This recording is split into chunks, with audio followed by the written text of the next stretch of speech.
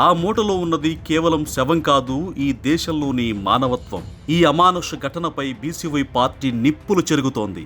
ఇంకా ఎన్నాళ్ళీ అగ్రకుల అహంకారం అంటూ వ్యవస్థను నిగ్గదీస్తోంది. అగ్రకులాల చేతుల్లో అధికారం ఉంటే బడుగు బలహీన వర్గాల జీవితాల్లో వెలుగు రాదా? కేవలం ఓట్ల కోసమే బీసీలను వాడుకొని ఆపదలో ఉన్నప్పుడు వారి ప్రాణాలకు విలువ ఇవ్వరా అని సూటిగా ప్రశ్నిస్తోంది బీసీవై పార్టీ. అభివృద్ధి అంటే ఆకాశ హార్మ్యాలు నిర్మించడం కాదు, సామాన్యుడికి ఆత్మగౌరవంతో కూడిన బతుకునివ్వడం. ఒక పసికందు ప్రాణాన్ని కాపాడలేని ఈ వ్యవస్థ ఎవరి కోసం? కులం పేరుతో దూషించే అహంకారులను చట్టం ముందు నిలబెట్టాల్సిందే.